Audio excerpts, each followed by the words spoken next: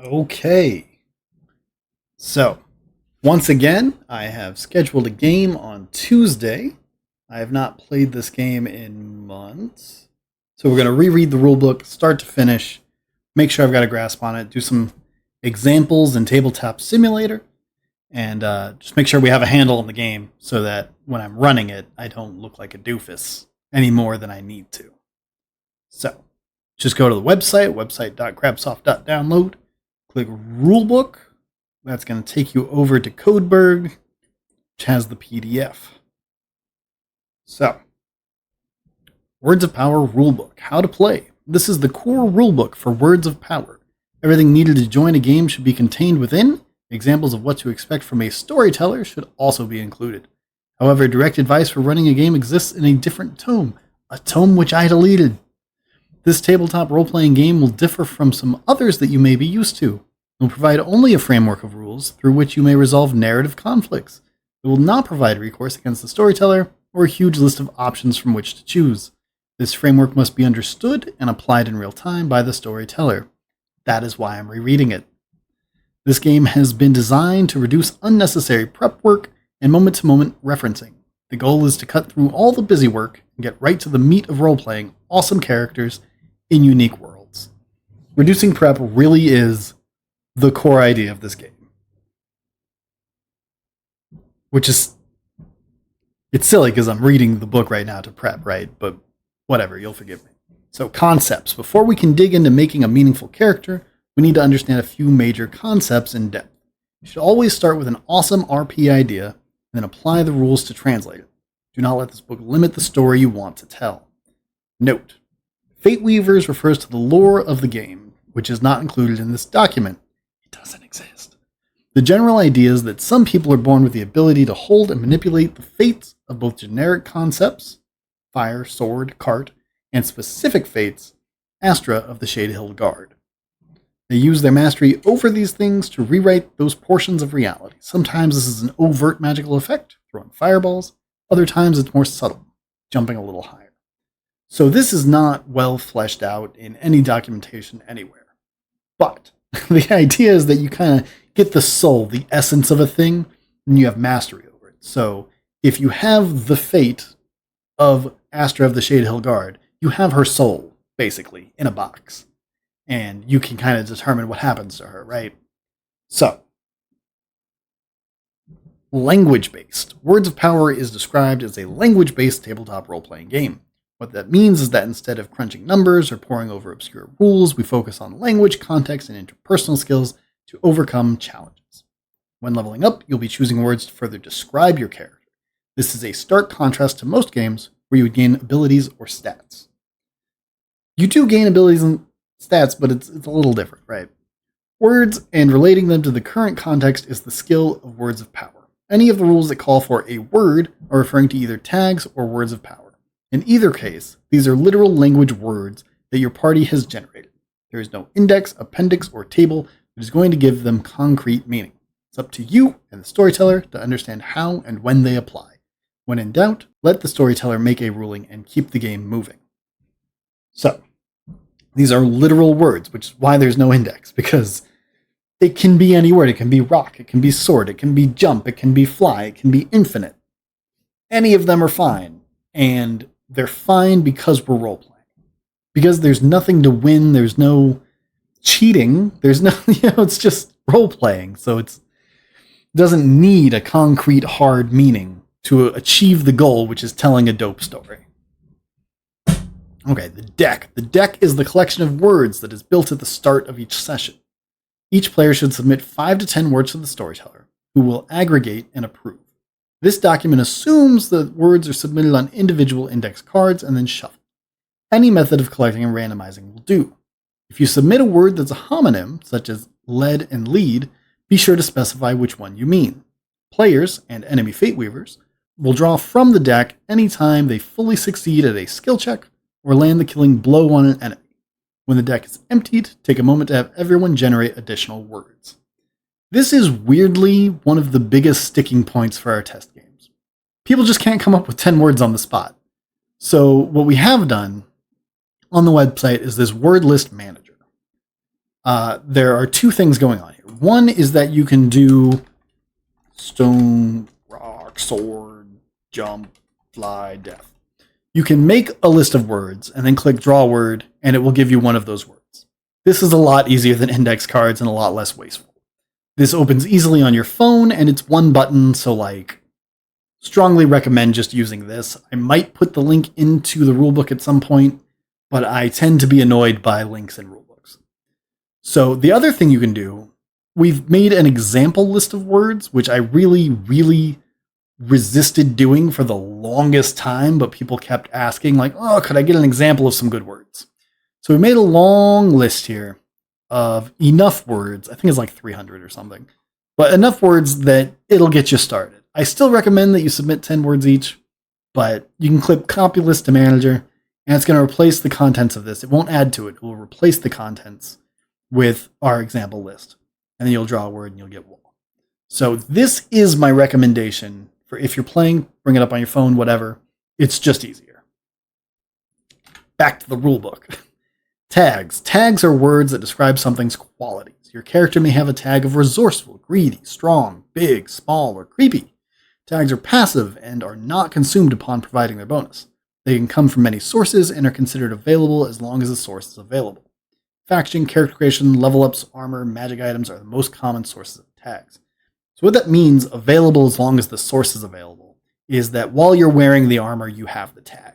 If you take the armor off, you don't have the tag anymore, and you as a player have to keep track of that. Your storyteller should be mostly aware of what tags you have, but it is your job to call them out when they are relevant. Generally, this means you'll get a bonus or penalty on a skill check. However, your storyteller may also use tags to determine what does and does not apply to you.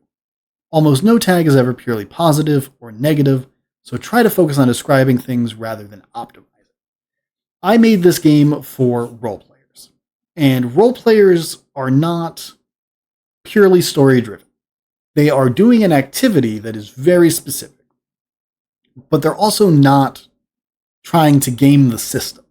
They're trying to explore a character and flesh out a world more than they're trying to get the biggest numbers or whatever.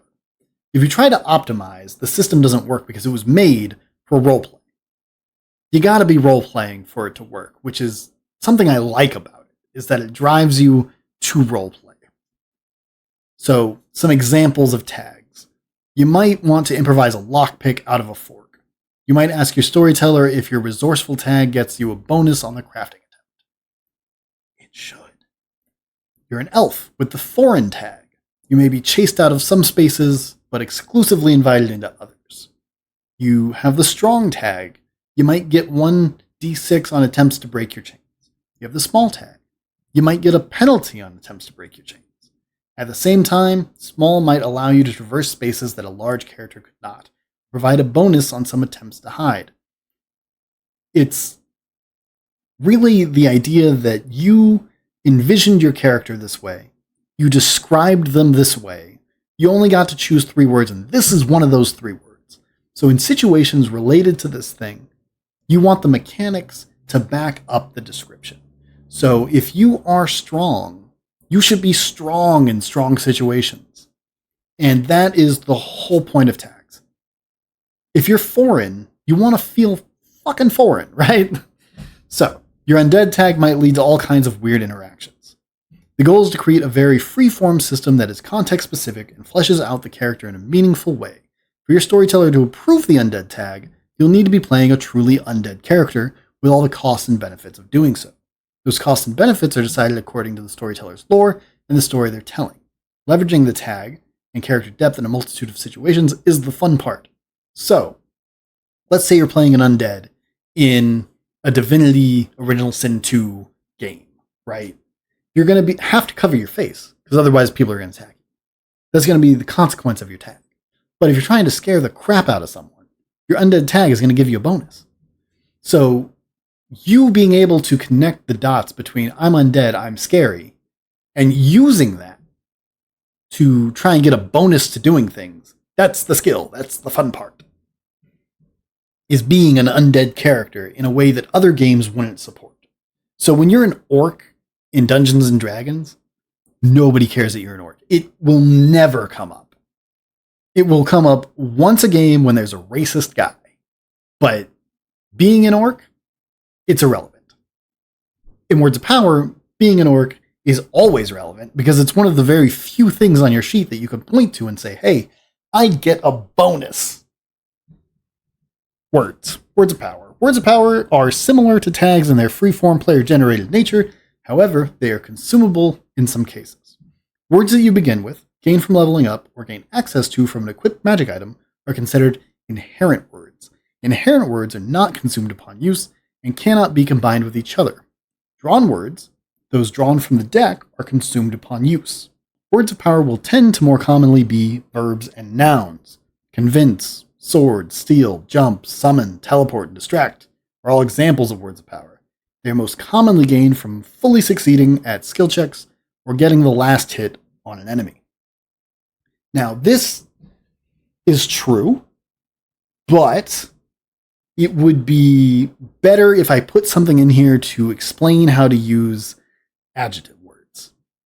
If you have something like lasting, eternal, large, those words can modify your spell to be way more helpful. So if you have like paralyzed person, right, you're going to get one paralyze off by touching them. But if you have a lasting paralyzed person, you can paralyze that guy all day depending on the context. So I should include more about that somewhere. I talk about it a little bit next, but like not enough. These are most commonly gained from fully succeeding at skill checks or getting the last hit on an enemy.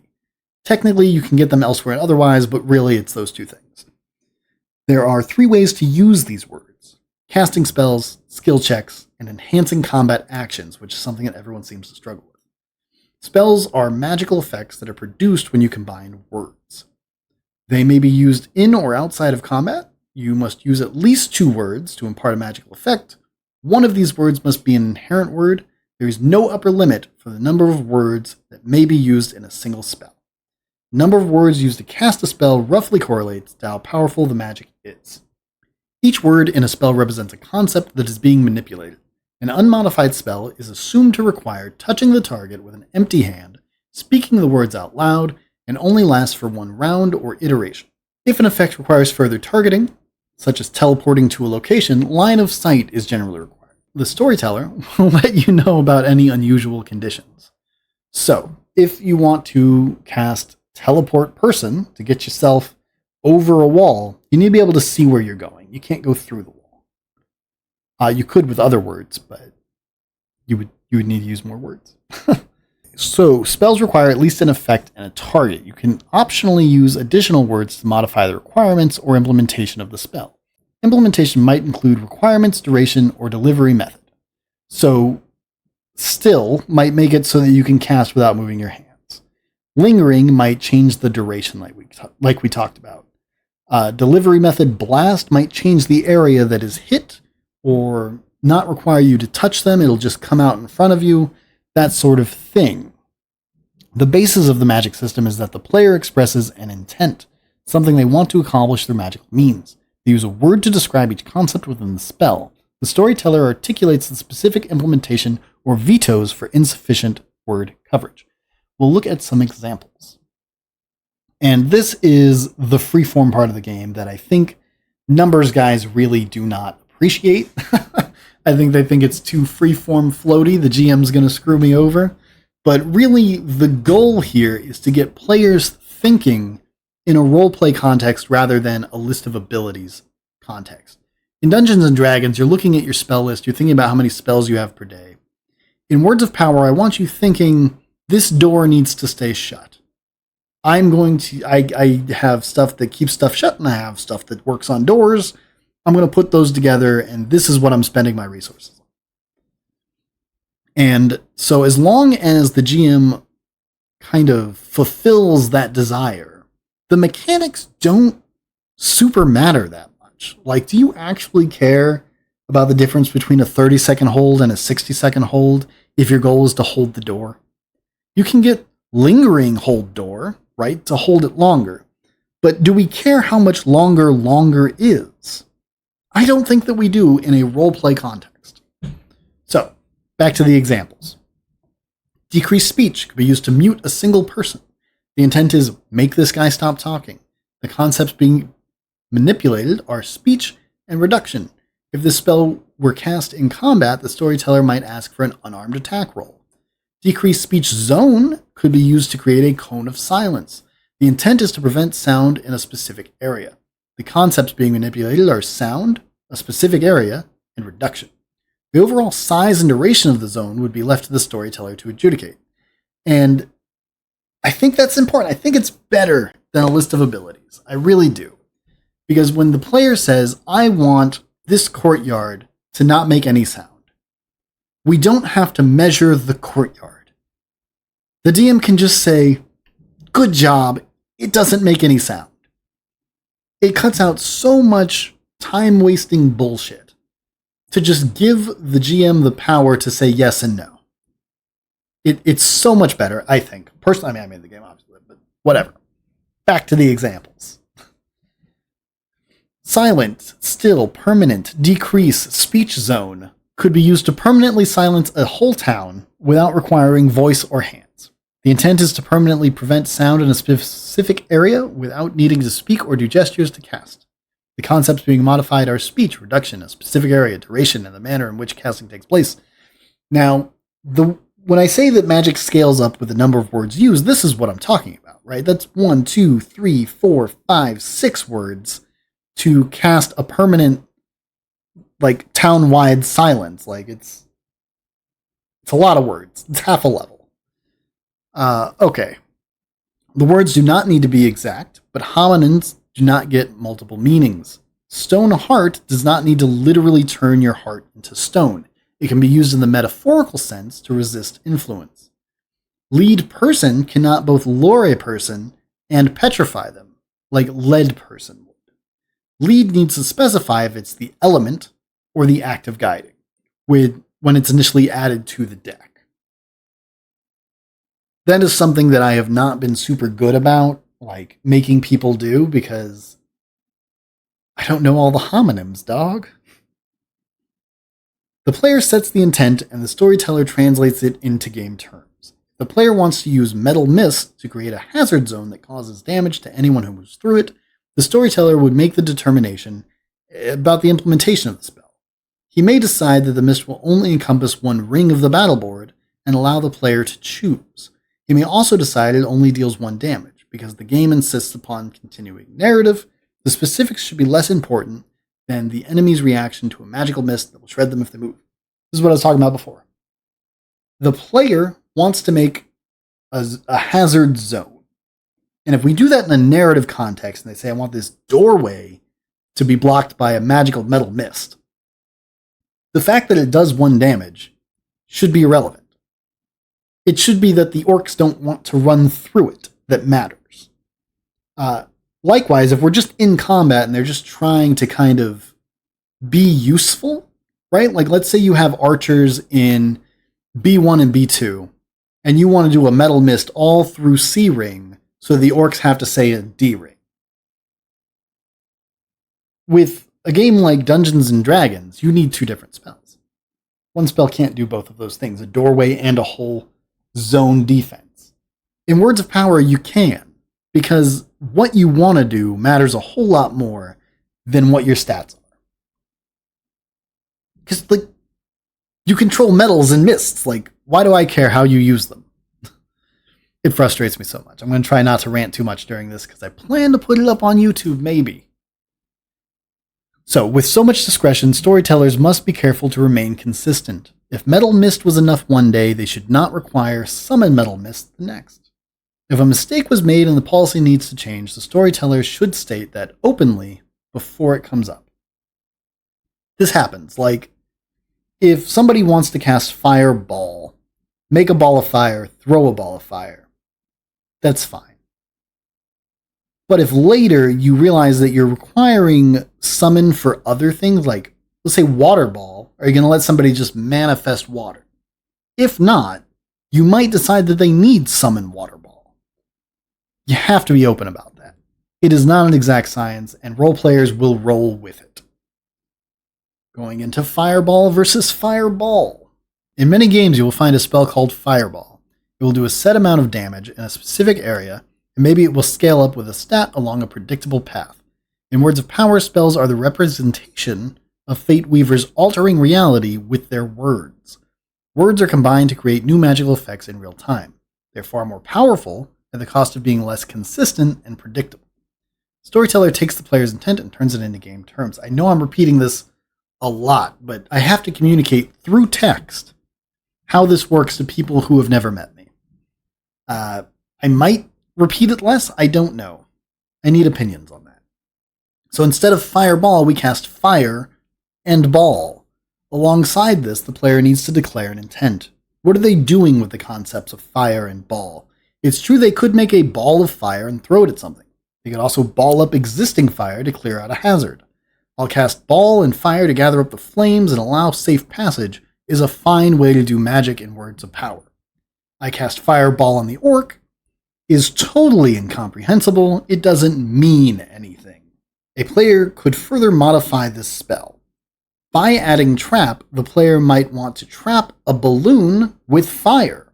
The important thing is that the player describes a magical intent and provides enough words from their hand to cover all the concepts involved. They could not trap a ball with fire if they did not also have trap.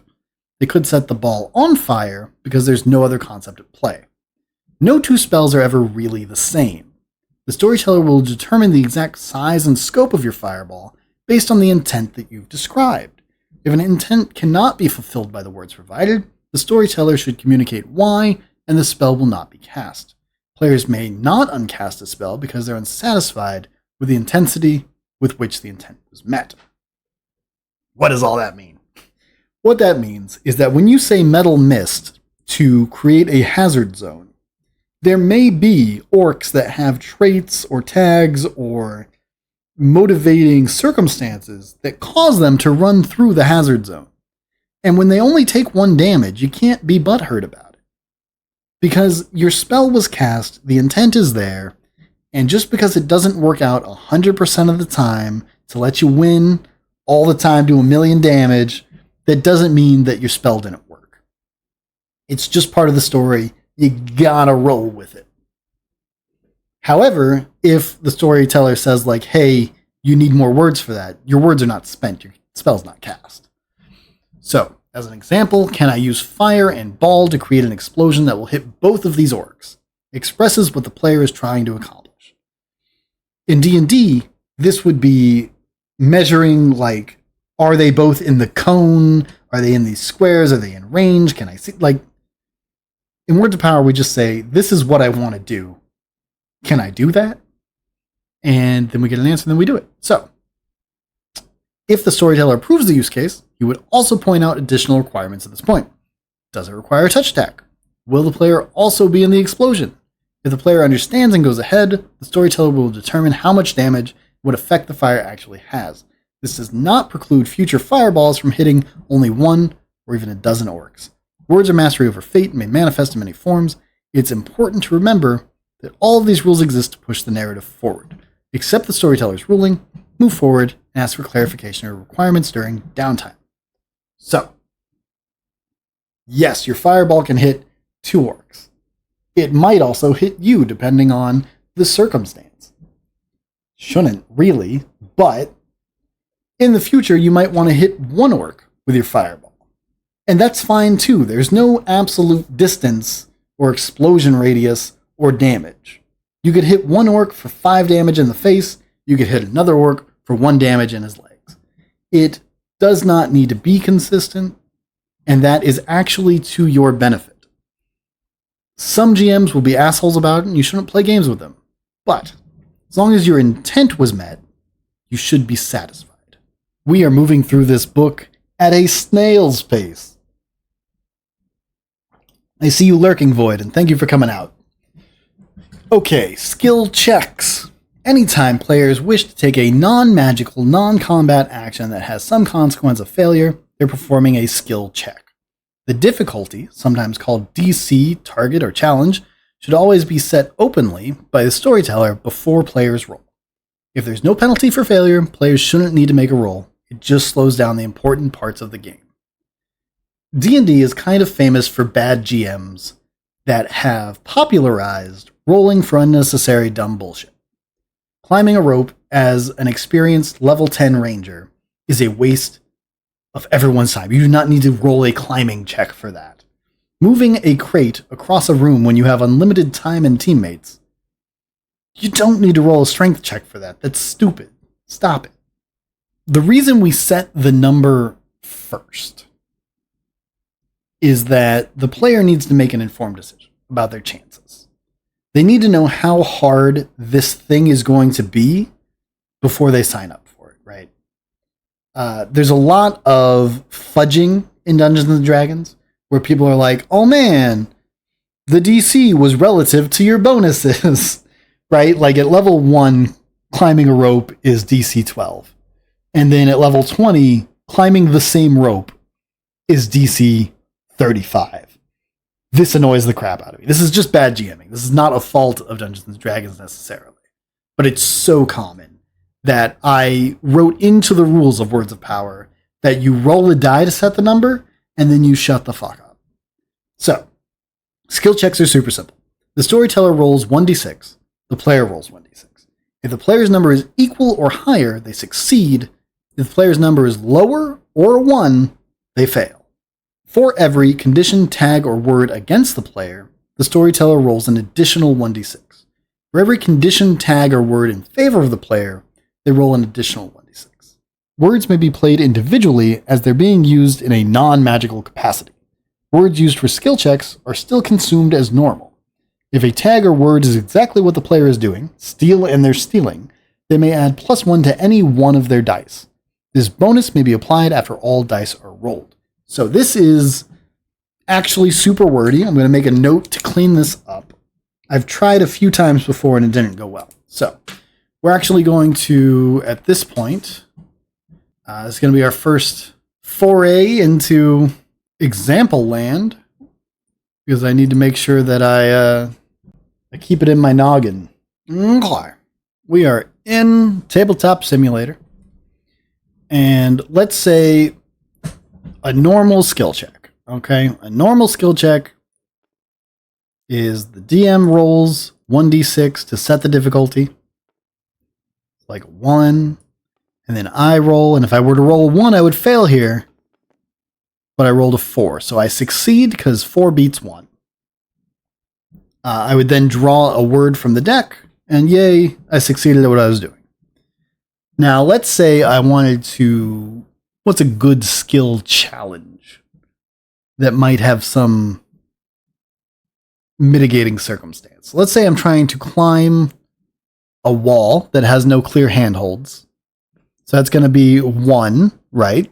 Because that's something that I could fail. Not like climbing a rope. And it's raining. So 2d6 is going to be the DM's roll, right? So he's going to roll this one. He's going to roll this one.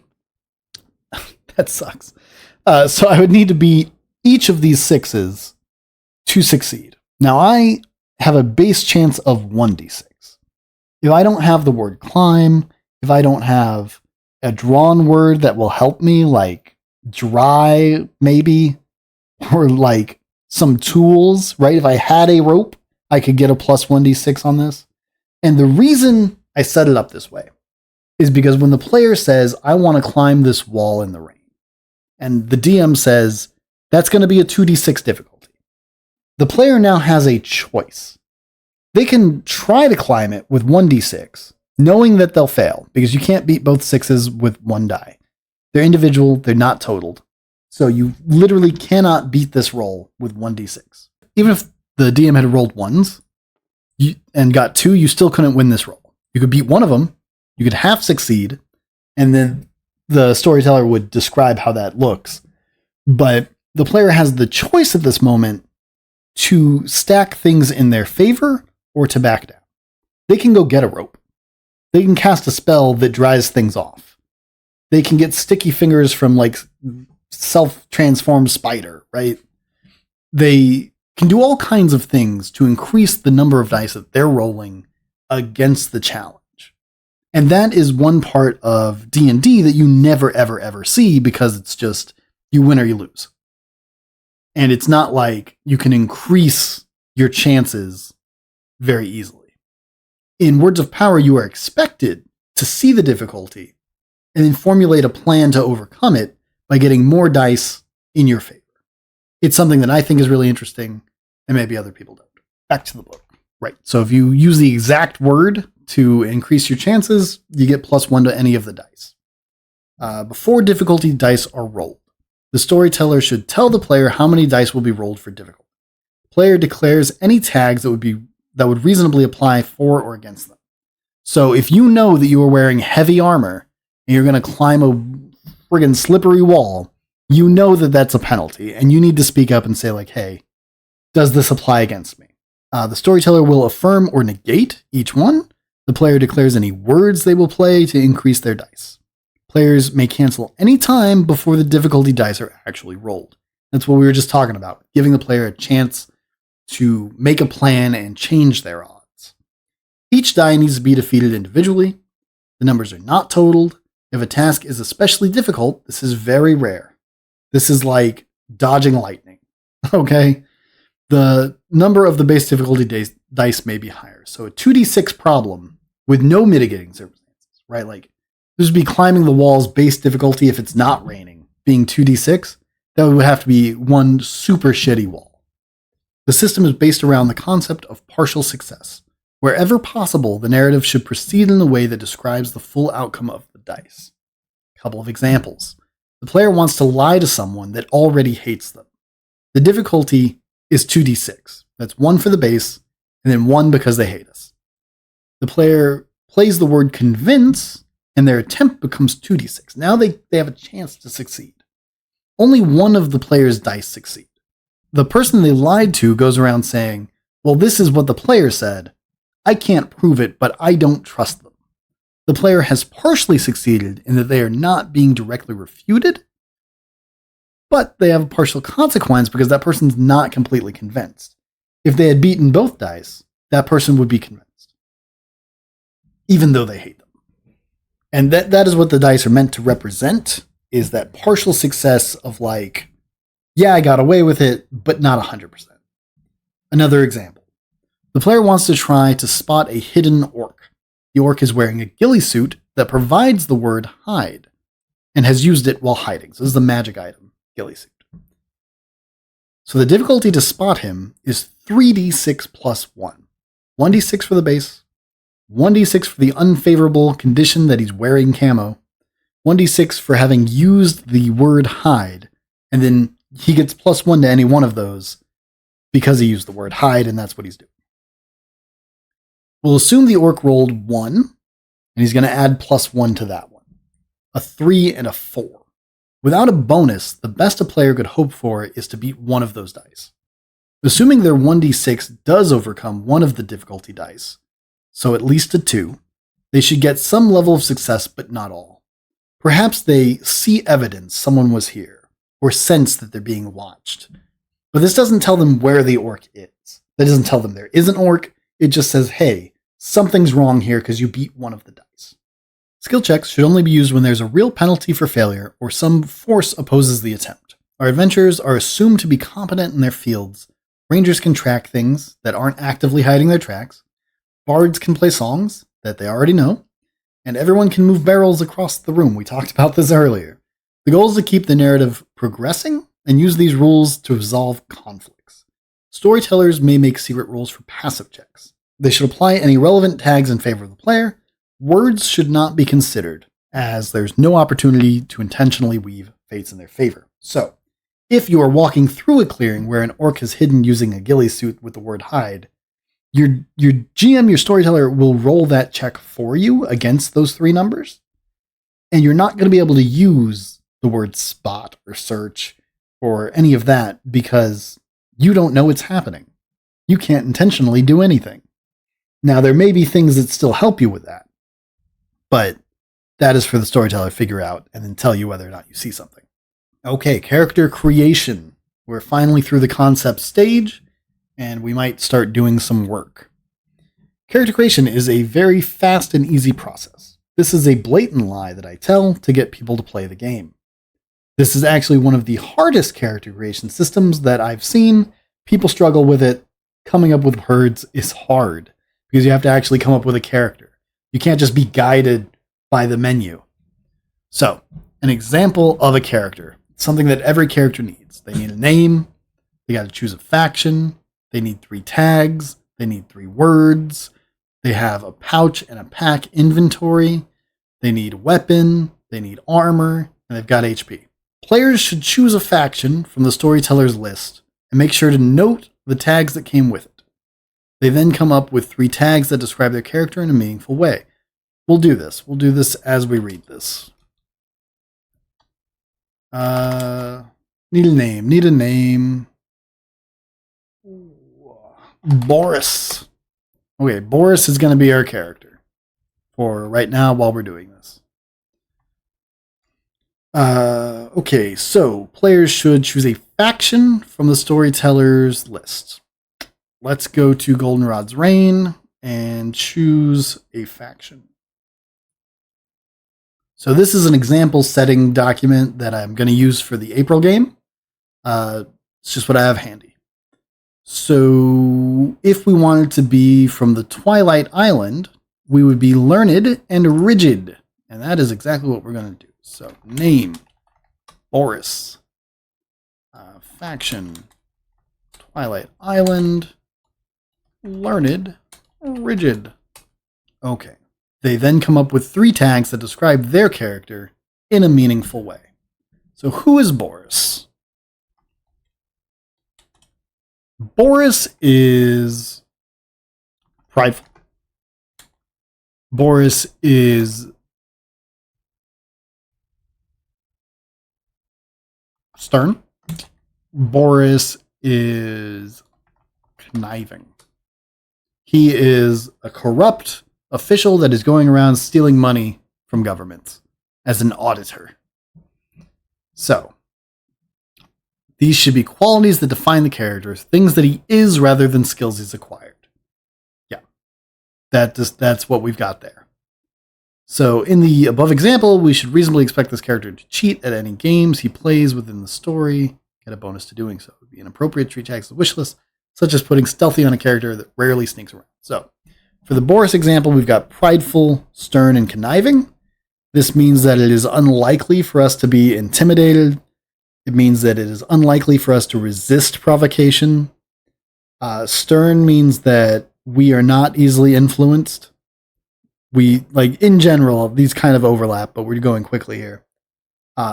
People can't mess with our heads, right? Conniving means that we can mess with people's heads. We think we are so smart, making plans, stealing from governments, tricking people, putting ourselves on as something that we're not. So that's how the bonuses and penalties of those words are going to work out. Maybe. The next step is to choose 3 inherent words the character will always have access to. Okay. They do not have to be verbs, but they will define how the character plays. In the above example, Snazzle will often be looking for times he can use convince to get an advantage in diplomacy. However, another character that took the word summon would focus on conjuring the right tool for the job. As these are not consumed upon use, they provide consistent access to specific words for both spells and skill attempts. Consider carefully what your character will actually do in the world. So what is Boris actually going to do in the world? He's going to go around, and he's going to rob governments by auditing them. So, I think analyze could be a cool word.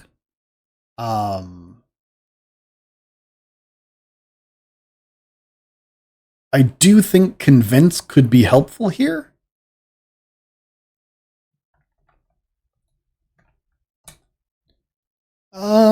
What else? He's like a greedy guy. He's like prideful and stern and conniving.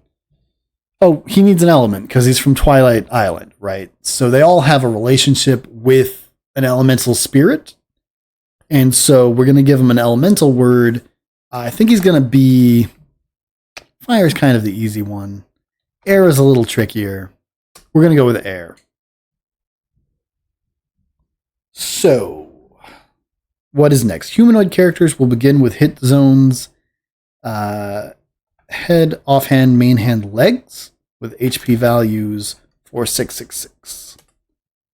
Hit zones and HP are explained further in the combat section. Inventory is split into two sections, the pouch and the pack. The pouch represents items that are intentionally strapped to the body for quick access. You may have up to 4 items in the pouch. The pack may have up to 10 items and represents everything else your character does not wear or carry in their hands. Items in the pouch require a single action to stow or retrieve. Items in the pack require 2 actions. Small items may be grouped into kits according to common sense and the storyteller's approval, but will require 4 actions to access.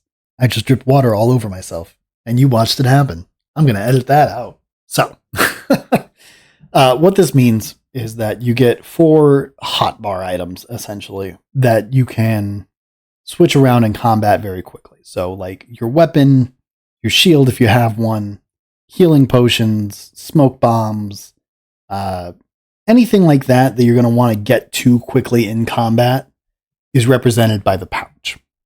And I'm thinking about expanding this to 6 items in the next version, but I just got to play more. The pack is limited to 10 items because we don't want you carrying around 30 halberds just to make $1, right? We want you playing the game focused on what your character has, what they're carrying. There's some interest in like multiple characters in a party carrying specialty items for the group. Kits are kind of the cop-out, right? Because a fire kit, for example, is 1 item, but it's also like 12 items. You know, you've got your flint, you've got your steel, you've got your char cloth, you have the tin itself.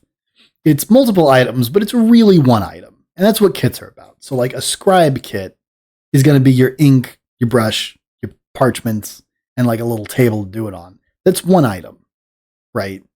But just to kind of balance out the idea that it's multiple items, it takes forever to get that out of your pack. Economic specific items and external storage are setting details that should be managed by your storyteller. They may set limits on starting capital, gold, dollars, credits, sheep, or provide group storage. The weapons and armor may have special properties to fit the theme of the world. Be sure to check with the storyteller before finalizing selections. The tables in the reference are just examples and are not binding in any way.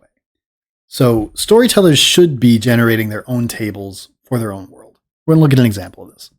If we go back to the main homepage and we go to samples and supplements, you'll see some like very quick, these are not polished or done or even products of Crabsoft because these are copyright.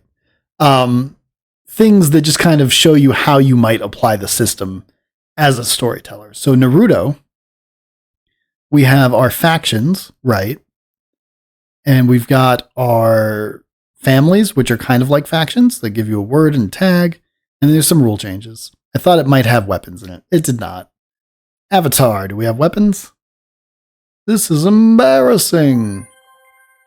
Okay, so here's an example of some weapons that how you might expand it as a storyteller. So in this draft, we have each weapon has a word, and some of them have tags. And it just kind of gives some flavor to different items. So like maces have sunder, axes have rend, and the way that I kind of assume this will be used is doing more damage to flesh or more damage to armor, but because it's a word, you can combine it to cast spells. So you could do like toxic sunder, toxic rend, and then get some kind of spell going with that and an attack and get like a big damage thing. That will be up to your storyteller. Along with currencies like gold and stuff, don't make sense in some worlds. You're playing like a futuristic cyberspace thing. Gold isn't going to do you any good, but credits might, right? And how many you get is subject to their economies. So when we're looking at what items we want, pouch. We get 4 pouch items and 10 pack items. This is something that I always forget because I'm thinking about changing it to 6 and 10. We need a weapon. I don't think this guy is a big fighter because he's a Twilight Island guy, which means he's more of a mage. I don't think he carries a staff, but I do think he carries like a fancy dagger, which is going to be 1d6, 1d4. What else would he carry in his pouches? Like up front all the time. He's going to want his Twilight Island relic to like his proof that he is who he says he is.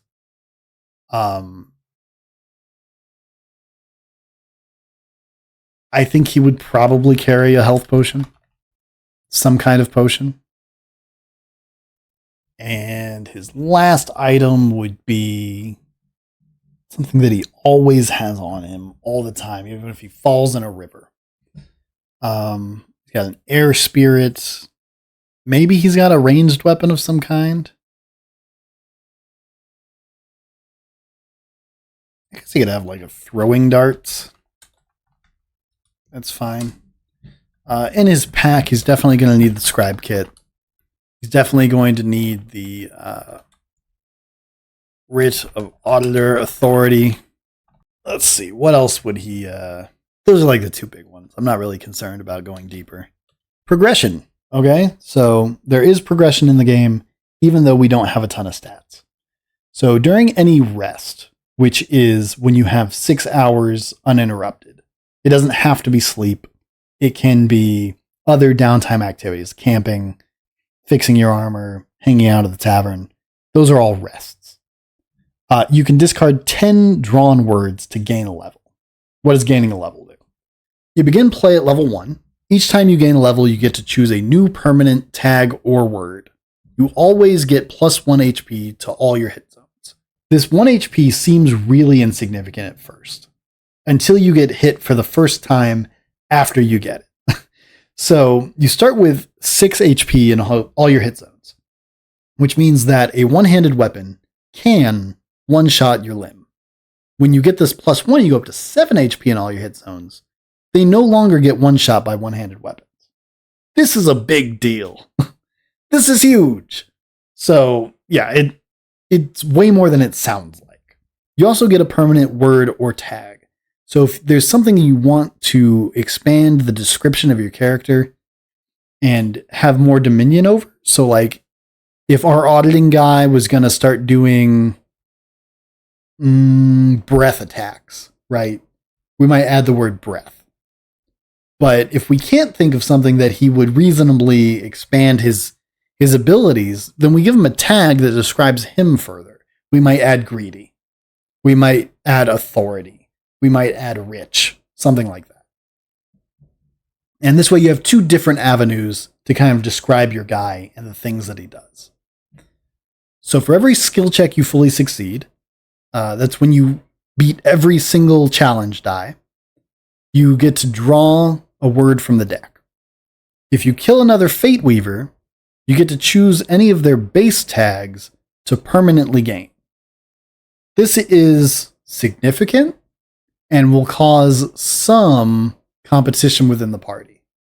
Because whoever last hits the boss gets their tag, gets the specific fate of that character, which means you basically get their soul. However, you are also taking in their soul into your soul. So you have to deal with the fact that you have the tag from that very bad man that you just stabbed to death. And not everyone's going to want to do that. So there's some decision, some role-playing to be done there. We did not choose an armor, strangely. We're going to do cloth armor, nimble and temperate. So what that means is I will get a tag nimble and a tag temperate when I wear the armor. And so nimble might help me if I'm trying to escape someone or jump over something. And temperate will help me if there's like a heat threat hazard or something, or a cold. It's just nice mid-level armor. But it's only got 2 armor, which kind of sucks. It's really not enough. For like heavy combat, but we have like a dagger. We're really just conning guys in town. It shouldn't be an issue to only have 2 armor. So combat, I understand, but this is going to be probably the bulk of the explanation of this book. So I'm going to grab a little more water before we get into it, and we're going to hop into Tabletop Simulator as we read it, to kind of explain it. Okie dokie. So, before we even start reading the chapter, the most important thing about combat and Words of Power, I cannot stress this enough, which is why I'm going to say it a million times. Do not use the battle board if you do not need it. If we're doing a stealth mission, and there are 2 guards by the door, and there are 2 of us, and we're just going to take them out real quick, we do not need to roll initiative. We don't need to bust out the battle board. We don't need to do any of that to resolve the initial attacks and see if we kill them, defeat them, knock them out. We don't need to track turns. We don't need to do movement stuff. We don't need to do any of it. If we're just doing like one attack against one guy, or even back and forth attacks against one guy, we're having a duel, we probably don't need the battle board. If there are interesting hazards, if there are reinforcements coming, if there are multiple guys and we need to know which direction they're at and it gets confusing, absolutely. But if you don't need it, don't use it. You're wasting everyone's time. Okay, we will now read. Combat in Words of Power uses a special grid layout, which can easily be drawn on paper. We'll cover the grid, movement, attacking, and then how to die. Now, this is not immediately obvious how to draw this on paper, so I'm going to talk about it a little bit. I was going to point at the screen, but that's not helpful. Basically, you're going to start with a circle, which is A1. You're going to draw a circle outside of that circle, and then you're going to divide that left and right to give you the B ring. You're going to draw another circle outside of that circle. Halfway between your halfway little separators for B and the vertical, you're going to go diagonally out for each one to make C ring. You're going to draw another circle outside of that. And on either side of those lines, you're going to divide D ring. If you do it that way a couple of times, like 3-4 times, you will very quickly memorize how to draw this, and it will be way less confusing. Okay, battle board. The battle board should only be used when combat cannot be quickly and easily resolved in narrative alone. In all cases, actions should still proceed as a narrative and not a purely mechanical process. Clearing the board is never the goal. The goal is to progress the narrative to a point that you no longer need the board. Whether it's an escape, a checkmate position, or a surrender, try to keep focus on the actual story. Each space on the board describes only its relative position to the others. There's no concept of absolute range, only what is and is not within your range. Conceptually, each ring represents a range that is considered to be connected. Use the same layout for fights that span a single doorway or a whole town. Use narrative to determine who is close enough to A1, the central point of this conflict, to be in the fight.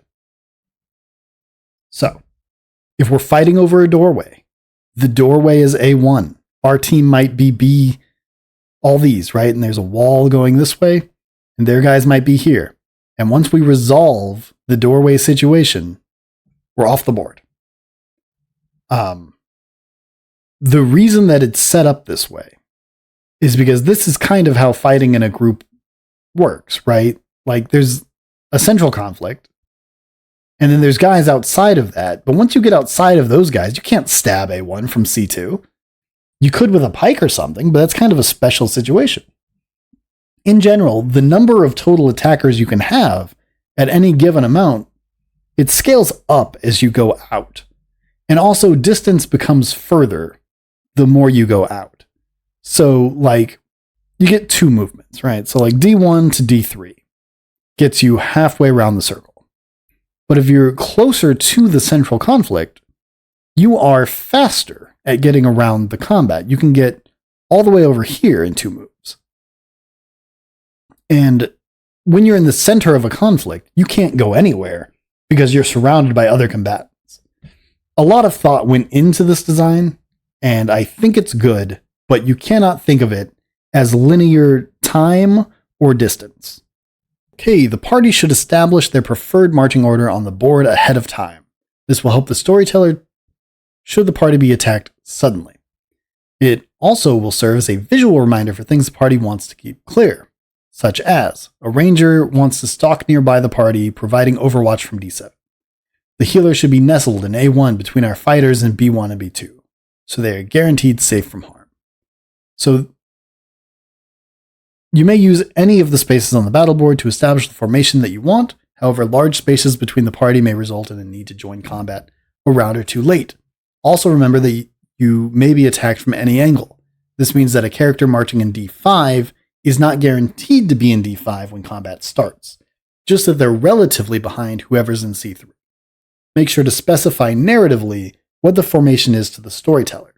For example, I'll be about X meters away in D7, trying to stay hidden and scouting for threats.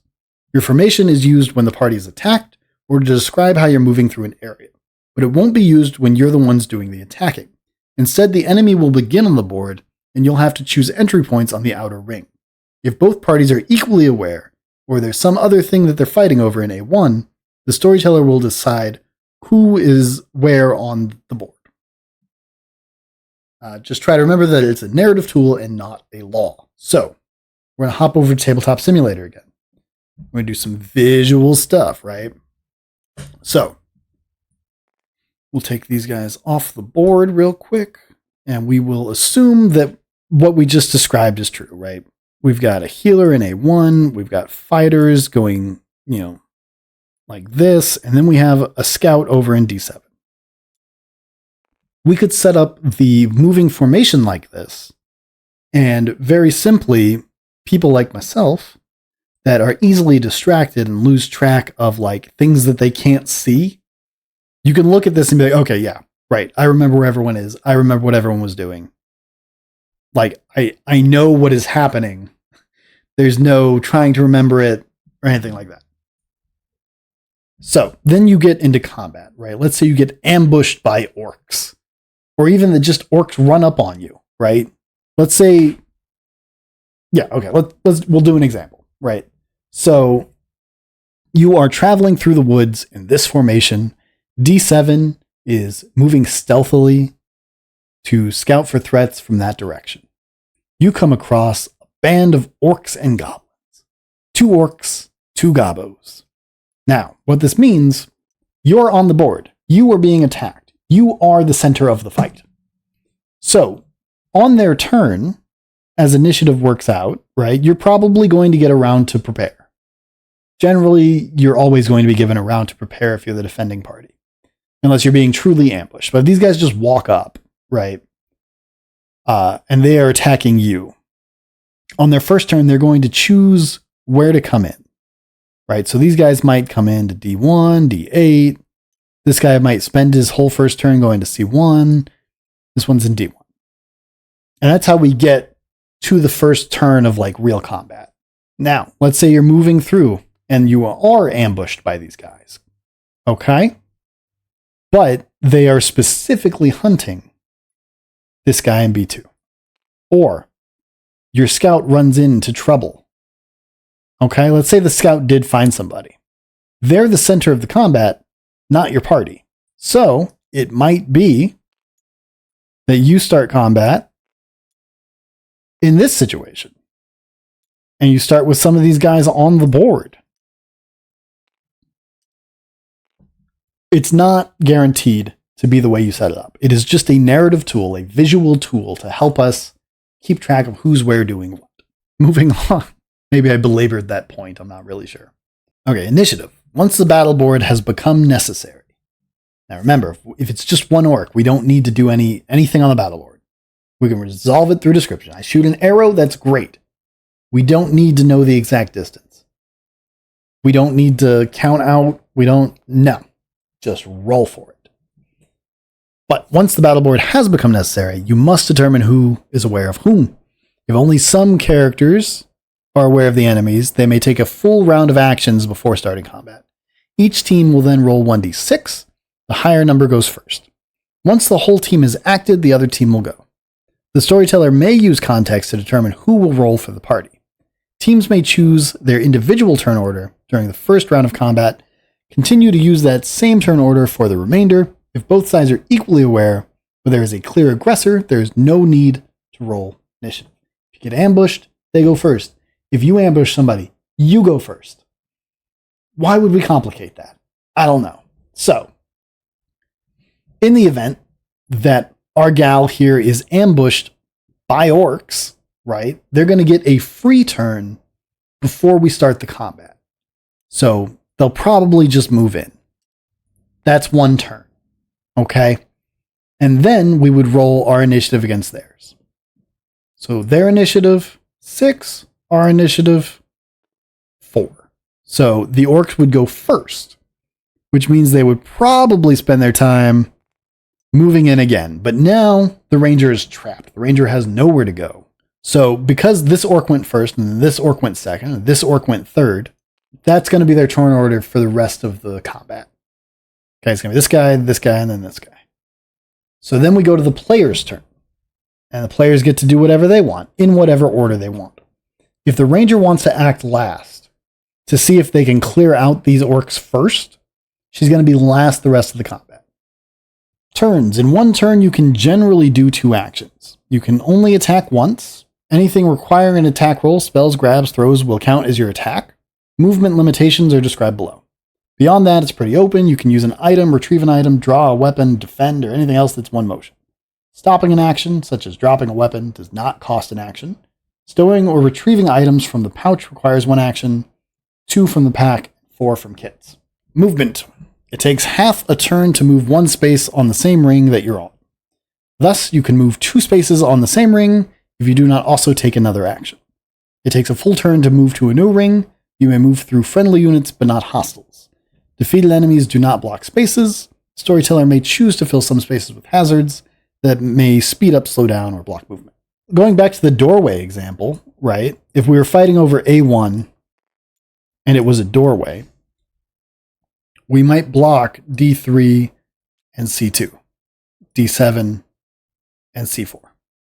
So the only path you can take is B2, B1, A1. That would be an example of hazards. Similarly, you might blow a hole in this wall, and it might be 2 times movement to get through C4. Right? So if you're C3 and you want to go to C1, that might be 2 turns instead of 1 turn. But you might be allowed to do it. Interruption is something that has not come up a ton in playtest, but I think is pretty important. So units may begin a 2-part action, such as moving between rings or special things like channeling something, maybe activating a device, when they only have 1 action remaining on their turn. This action will not complete until their next turn, where it will consume their first action. If that unit takes HP damage before the action is complete, they must make a 1d6 roll against the incoming damage to resist being interrupted. Maims always interrupt. If the action cannot be completed for any reason, it's cancelled without an additional action cost on the next turn. Enemy units are able to understand the intention, may actively move to block. Let's talk a little bit about that. All right, so let's say this is the combat scenario that we're in. We've got an orc and a goblin, a mage, and a knight. If the knight has already taken action, let's say the knight has hit this orc, and now he wants to move to C3. He only has 1 action left. Moving between 2 rings takes 2 actions. So we put him in between, and the first action of his next turn will be spent moving to C3. Now, enemies can see that he's moving, and they can interrupt him. So instead of stabbing the mage, this goblin might decide to stab the knight. If the knight has armor in the hit zone that gets hit, whatever, he gets to move. You can't stop him by hitting armor, even breaking armor. But if you do HP damage to him, he has to succeed at a 1d6 roll. So let's say that the goblin hits him with a dagger, which is a d4 for damage. High. Let's say he deals 4 damage. The knight would then roll 1d6, and as long as he gets a 4 or more, which he did, he gets to complete his action next turn. If he gets interrupted, he gets sent back to B2. He doesn't get to go anywhere. And that's how interruption works. So, attacking. Each weapon in Words of Power lists a hit die and a damage die. Melee weapons can attack any adjacent space, even on other rings. Ranged attacks cannot be made into adjacent spaces on the same ring. Okay, so to perform an attack roll, roll the hit die first. This will determine which hit zone an attack strikes. Critical hits do not do additional damage, but allow the attacker to choose a hit zone. Larger creatures or those with special hit zones may utilize the numbers above 4. For example, a lich with a magic amulet might have a hit zone 5 be the amulet. An octopus boss might have 9 hit zones, with 1 being the head and 2 to 9 being the individual legs. So this is encoding. This is not very common in games, but I like it. So the standard one-handed attack is going to be 1d6. If our archer takes a longsword and attacks the orc, she's going to roll 1d6. 1 corresponds to the head hit zone. So she would have hit the orc in the head. Now, this doesn't tell us anything about damage. It just tells us where we hit. Now, because hit zones are 1, 2, 3, and 4, right? Anything above a 4, but less than max, is a miss. So on a d6, that's 5. On a d8 for a two-handed weapon, for example, 5, 6, and 7 are all going to be misses. If you get the maximum number, so on a d6, that would be a 6. On a d8, that would be an 8. Then you choose whatever hit zone you want. And it seems like you might always want to hit the head because it has the lowest HP. But sometimes they have helmets. Sometimes there's like the magic amulet on the Lich where you really want to hit something specific. Maybe it's outside of your normal range. So if the octopus boss's head is hit zone 9 and you roll a d6 for your attack, on a 6, you can still hit him in the head. But without that, you'll never hit him in the head. So crits are still significant even though they don't do bonus damage and they just let you choose a hit zone. Upon a successful hit, the damage die is rolled to determine how hard the attack hits. This damage is first applied to any armor in that hit zone. If an attack deals more damage than armor is left, the extra damage is lost. When armor reaches 0, the item in that zone is considered broken and unusable. If an attack hits a zone with 0 armor, it deals damage to the HP of the hit zone covered. When a hit zone reaches 0 HP, it is considered maimed and becomes unusable. Excess damage on the maiming hit is again discarded. If an attack hits an already maimed zone, damage is diverted to the head HP.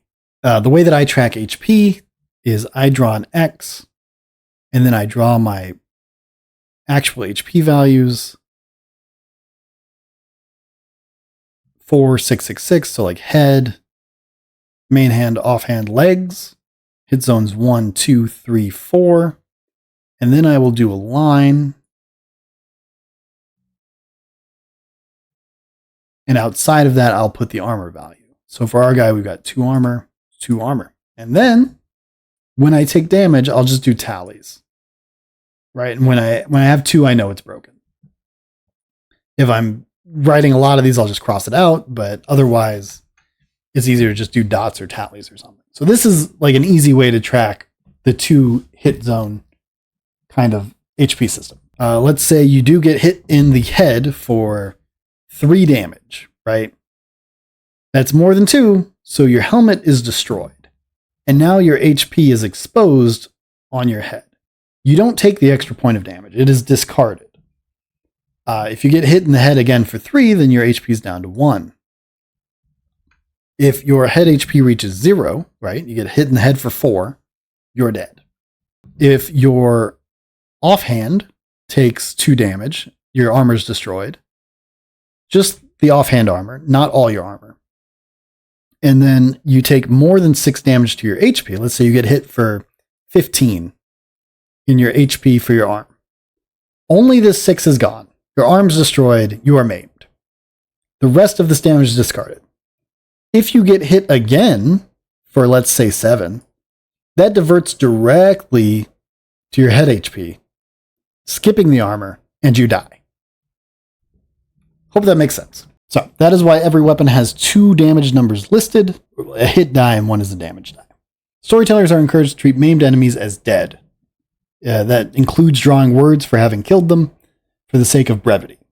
They are specifically instructed not to do no corpse, no kill memes. Once the storyteller declares them as down, you can rest easy that they'll stay down. If a character is maimed but not dead, so like a boss or they have like a special hit zone like the Lich, or it's an enemy Fate Weaver that needs to be finished off manually, it's an important NPC, or the player specifically said, I don't want to kill this guy, then the storyteller should clearly state this. Nobody wants to spend an hour whittling down the full armor and HP of every single enemy in the game. It is really important for pacing that you just let them drop and move on when they have 1 hit zone maimed. If they're important, we can drag that out longer and longer and longer. But you have to be clear about it because your players are counting on this shorthand to keep the game going. Because if you screw them one time, they're going to spend hours making sure they finish off every single enemy. I've seen it in D&D. It is physically painful. Okay, so a note here. The goal of this system is to have each hit advance the narrative. Attacks that strike armor should feel ineffective. Swings that destroy armor should feel powerful. Maiming a boss should feel like you've legitimately struck a mortal blow that stops them from performing some class of action. You chopped off their main hand, so they drop their weapon. You broke their legs, so they can't escape. If you just run straight combat without a narrative, these rules will become tedious and provide little benefit. Seek another system. It is so important that you do not try to use these rules as a board game. Very common in D&D, will not work here. It will be boring. Because really all you're doing is, I rolled a hit. Oh, I got hit, right? But if you tie that into the narrative, right, which is, I'm going to stab this man. Oh, I stabbed him in the face. Now what? Right? Like, push the story along. It is uncommon for people to just stab each other until one dies. Usually they're fighting over something, or they're fighting for some reason, and that is way more interesting than just rolling attacks until one of you dies. Ranged attacks are a little different. Ranged attacks cannot be made adjacently on the same ring. We talked about that. The path from the attacker to the target must not be blocked by units, including allies or terrain. The path does not need to be straight. The hit die will be increased based on the range of the shot. When calculating range, follow the movement rules. Changing ring costs 2, moving spaces on the same ring costs 1, the first 2 are free, round up to the nearest even number. Some weapons may have maximum range expressed as a hit die. Wow. There is really no easier way to explain that without just explaining it. So, we're going to go back to Tabletop Simulator. We're going to talk about some shots here. So, our ranger wants to shoot this orc. Can't do it adjacently, but there is a path. She can go C1 and then there. She can go all the way around. She could go this way and that way, whatever she wants to do, right? The base hit die for ranged weapons is a D6. When I talk about moving up a die, that means going up to a D8, and then to a D10, and then to a D20, and then to a D100. So moving across, the first 2 are free. So to shoot into C1 would be free, right? That would just be a normal D6 roll. But to go into C1 and then back into D8, that would be +2. So we would go up a die size. So for her to shoot this orc, she's going to roll the D8. 6. That's a miss. Okay? Now, if she happened to move first, she could make this shot at a D6 because that's 1 and then 2. 2, that's main hand. So that's it, right? You can't fire through enemies or allies. So if she had an ally standing in D1, she would still have to go into C1 and then back out. That'd be a D8. If there was an orc here and she wanted to hit this orc back here, she would have to either go here, around here, or all the way around here. So what would the D-ring shot be? That would be D4 is free, then 1, 2, so that goes up to D8, and then one more would be a D10. And a 10 is a crit, so then she could choose a hit zone on this orc. Does that make sense? You're not here, you're in a video. How would you know? So, we're going to skip the examples in the book because they just explain what I just explained. And it's unnecessary. You could read it if you really need to. So, magic item. Magic items generally grant an inherent word or a specific effect. So, if you have like Jack's boots of jumping, it'll grant you the word jump as though you had it from a level or something, right? As long as you're wearing them, you can use it to cast spells or to get bonus on skill checks.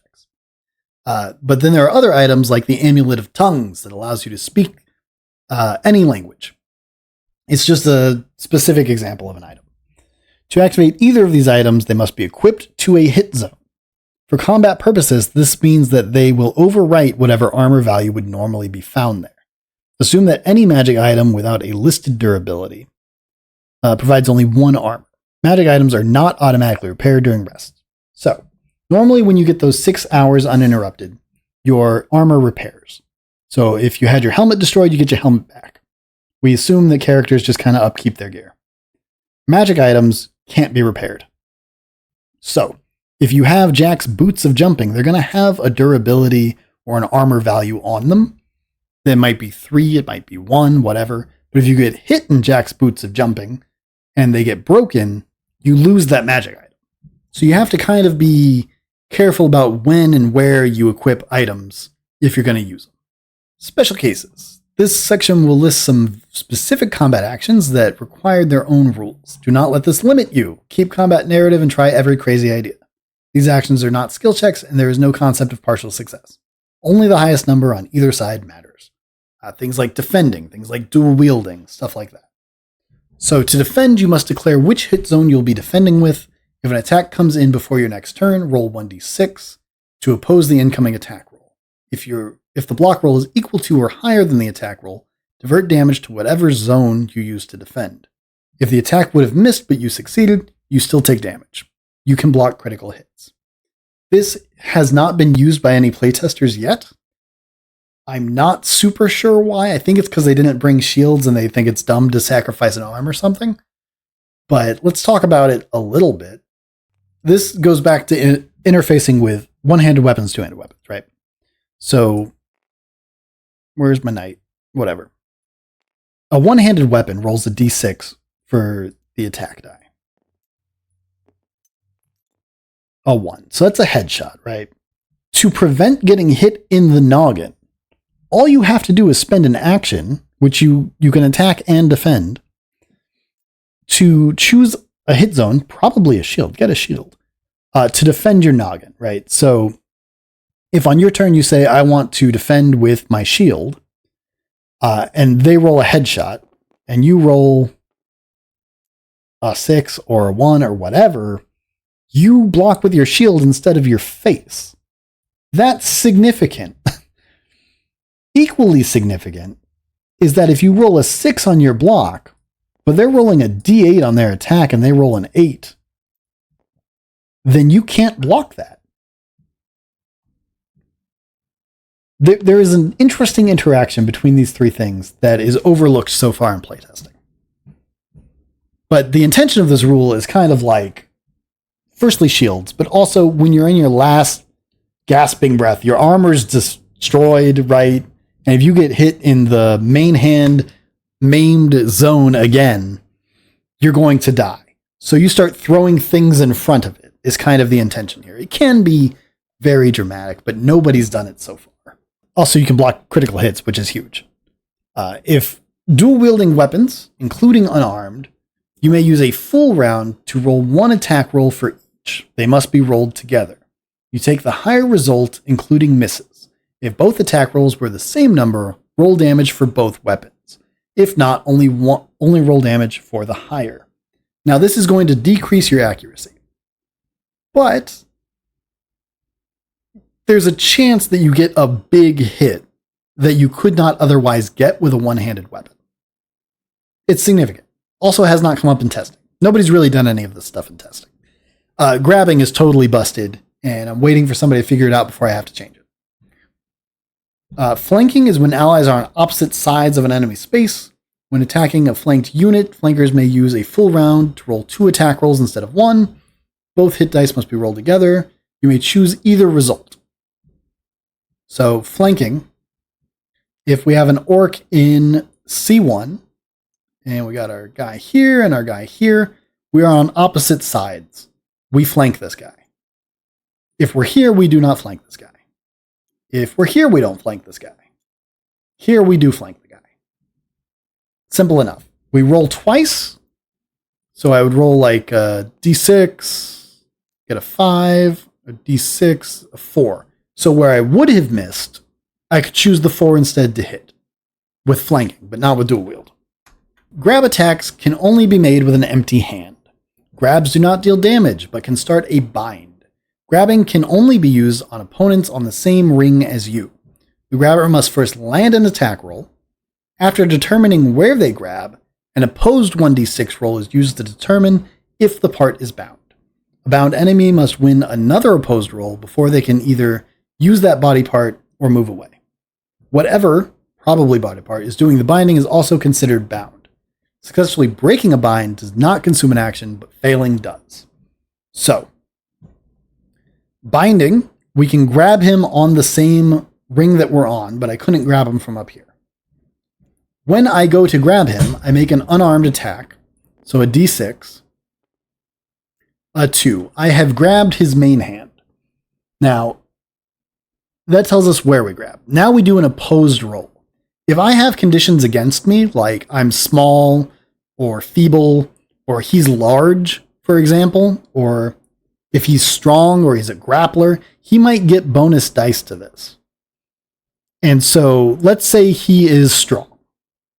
I would roll my grapple attempt, which would be a 5, and he would roll twice. And he gets a 5, so I would not successfully bind his main hand.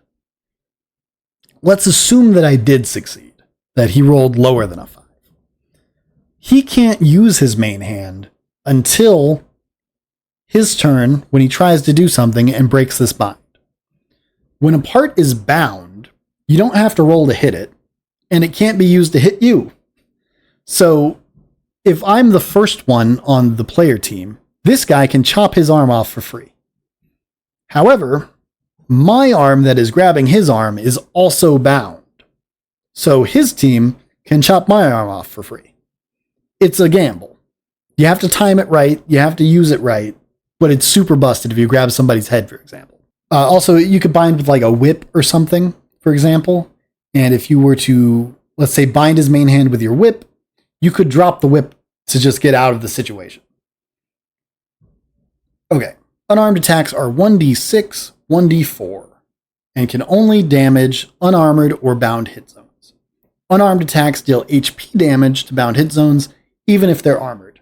This simulates submission locks. That's what it represents.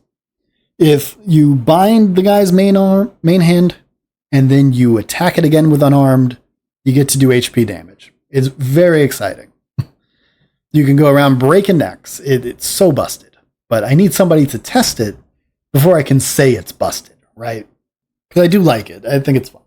If a character or specific hit zone is unaware of an incoming threat and making no attempt to avoid it, so this is like stealth attacks, you sleep in, you're just real surprised, or you're bound, there is no need to roll a melee attack roll. Treat the first strike as an automatic critical hit, which means you get to just choose a hit zone and roll damage. Ranged attacks still work as normal because you have to hit the target. If this attack would initiate combat, take a surprise round after striking and before rolling initiative. So you get the initial sleep stab, and then you get another round to stab him again, and then combat starts where you might go first for a third stab. This is because of the armor system. If a guy's wearing a helmet and you sneak up on him and you stab him in the head, it's going to feel real bad when all you do is break his helmet. I could instruct people that it does direct HP damage, but that seemed like a mistake. So, resisting death or healing a maim in combat both require one action. We're going to talk about that when we get to HP and stuff, but it's worth noting that they require an action. Okay, entering and exiting ongoing combat. To flee, a unit must spend a full turn waiting on the outer ring at the point they will exit. Players who were out of position or enemy reinforcements that wish to join the fight should spend at least one turn hovering outside the space they wish to enter from. A marker should be placed in the turn tracker to transparently note when reinforcements will actually join combat. Units should act on the turn they enter the battle board. Narrative should be used to describe the distance and timing of these units approaching the fight. If a space is occupied, use a different but reasonably accessible one. If no empty spaces are available, new units can't join and the narrative needs to progress. So, what does this look like? This looks like we are in a battle. Oh man, Guar, right? But they've sounded the alarms and we can see guys running down the hall. So, we put our guys outside of the battle board where they will join, and then we put an indicator how many turns away they are. So if they're way down the hall and it's going to be 3 turns before they get there, we'll put them here, we'll put this here, and every turn we'll move it up 1, move it up 1, and then on their first turn when they come in, he can go ahead and attack. He can go ahead and just run around. It creates a sense of impending doom and waves, and like, you don't know how far this fight's going to go. You don't know how many waves of reinforcements there are. It is a wave defense game secretly. So we've got an example here about the orcs. Escape is not always possible, and it will be up to your storyteller to make such scenarios clear. Whether you can will likely depend on the context and the means of your escape. Magic, carried by allies, sliding down a trash chute, or mounting a horse are all alternative ways you might escape with maimed legs. If I maim your legs, you're not going to be able to just crawl out of combat by spending a turn in D5 and then saying, okay, on my next turn, I'm outie shouty. You just won't be able to outpace the combat. But you could teleport away, you hop down a trash chute, like there's stuff that could happen. So escaping is not impossible, but standard escaping relies on your legs working. This is for enemies too. If you break a guy's legs, he's not going anywhere. Undeclared reinforcements are not cheating, but they're really annoying because they act on the turn that they come in. And the whole point of like declaring them and showing them is that players can prepare to not get one shot by an enemy that just appeared. This is really common in old Fire Emblem games, like guys just show up and kill you. It sucks. Nobody likes it. Nobody likes it, so we don't do it. All right, we're getting towards the end here, and my voice is dead. But we're going to finish this because it's only 4 more pages. Okay, words in combat. Players are able to use words in combat as usual. Without modifiers, casters must land a 1d6 unarmed attack to impart spell effects. Casting any spell takes an action. Making the actual attack is generally considered a second action. If we want to go here and we want to cast like Inferno Flame and attack this guy, that's going to be our whole turn, is casting and touching. And if we miss, that spell is forfeit, just like we just did. What are the odds? That's fantastic. Okay, counterspelling. Counterspelling is one of the more popular parts of the game that it's funny, it's silly, right? Drawn words and magic items may be used to alter a spell cast by someone. This is referred to as counterspelling. Fate Weavers may counterspell as long as they have line of sight. They do not need to be engaged in the combat. Consider this risk carefully when choosing to cast. It's uncommon, but a stealth Fate Weaver could screw up your entire spell. And that would be like a plot point, but it could happen. So, as an example, I'll use Become and Evade to dodge the next thing that would hit. Your arcane words become muffled as they leave your lips, and rather than evasive, you feel you've become as heavy as lead. This is what getting counterspelled by an unknown Fate Weaver might look like. Example, the monk begins chanting Bind Person and trying to land a touch attack. I'll counterspell with Fly. His attack lands and you feel lighter than air. You're flying for the next round. As the counterspeller, you have to announce that you're counterspelling and which word you'll use before the attack or effect plays out. You may counterspell as many or as few of the incoming words as you would like. If for some reason you're unable to identify the incoming spell, the storyteller should still tell you how many words total were used. Magic items may be used to counterspell but lose a point of armor durability uses. In the process, it may be destroyed. So, let's say you're fighting like a lizard man mage, and you don't speak lizard man. And this is like a major plot point where like you don't understand their language. It's important that you don't know what they're casting. They should still tell you how many words there are, so you can just replace them at random and hope for the best. Magic items lose armor when used to counterspell. So they're going to be destroyed this way, because again, you can't repair those. Counterspelling is the expected method of resisting spell effects. Without a counterspell, spells just have their full effect without resistance. If you wish to resist a bind, dispel, paralyze, charm, or teleport, you have to counterspell it. Counterspells may be counterspelled. Only the last word on the stack has effect. All words in the stack are lost. If the final result doesn't have any coherent sense, the storyteller may simply declare it dispelled. You only get so many words from successful skill checks from lasting enemies. Some of those are going to be used to level up. Some of them are going to be cast for casting spells. Some are going to be for enhancing skill checks. And others are going to be reserved for counterspelling. Usually the ones that you don't know what to do with, like Teapot, for example. Enhancing combat actions is something that I think is confusing, and so nobody's used it in playtest yet. Thank you, dudes. I appreciate the support. Words that are directly relevant to combat, such as block, strike, slash, power, precision, may be used individually to enhance basic combat actions. Applying this word consumes an additional action. In general, you should roll an extra die for the part of the action that you're improving. Block, for example, would let you roll 2d6 instead of 1d6 and take the higher when you defend. Precision might let you make 2 attack rolls. Slash would not apply to a hammer attack, but it could do many things for a sword. The storyteller may determine that using a full turn to perform an attack enhanced by slash grants a higher hit die, double damage, or some specific effect. Talk to your storyteller about your intended use before selecting something like this for an inherent word. Like all fate weaving, there is much storyteller discretion here, and their rulings will stand. And so it's good for like martial players to choose like strike or slash, so they can always spend a whole turn doing this, right? You don't want to just have an extra action that you don't have anything to do with. But I haven't had any martials so far. They've all been mages that chose magey words trying to cast lots of spells. I want to get a good martial player, maybe like a ranger or something that's got precision, and he's always rolling double dice on his attack rolls to like be really accurate with his bow or something. It's an unexplored territory of the game that I would like to see explored. Resting and healing. Anytime the player can ensure their safety for 6 hours, they can rest. You do have to declare rests, even if they coincide with other RP or activities. This repairs armor, heals non-maimed HP. Players can also trade words while they're resting. These are drawn words only. It is at this time that you can level up.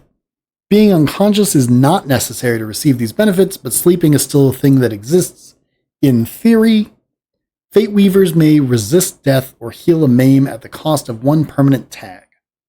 I'll read it again. Fate Weavers, that's you, may resist death or heal a maim at the cost of 1 permanent tag. This tag must either be specific or gained from level ups. Tags from level 1, the story, or temporary sources may not be used.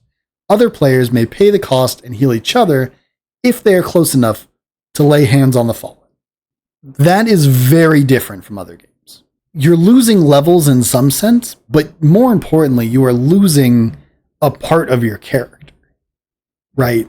So our guy is level 1, so we couldn't use any of these tags. But let's say we had leveled up and got stern or conniving. We could spend that to not die, and we would lose that part of our character. We wouldn't be conniving anymore. We'd be a chill dude. It would completely change how we roleplay the character. And that is what the experience of death in Words of Power is. Earlier we talked about specific fates that you gain from killing other Fate Weavers, like Astra of the Shadehill Guard. You could spend that in place of losing a part of yourself. And that is what makes them so valuable to other Fate Weavers. Upon taking damage that would kill, the player must declare which tag they are sacrificing permanently to instead be fully healed, including maims but not armor.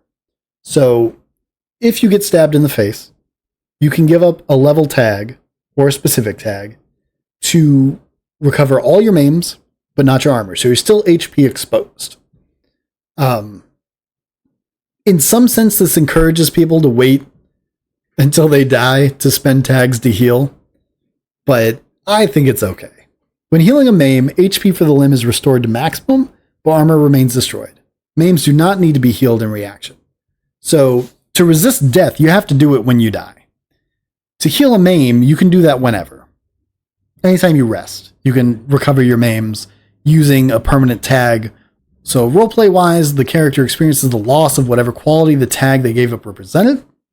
Healing words of power, such as regenerate, recover, resurrect, healing, are allowed and encouraged to bypass this harsh requirement.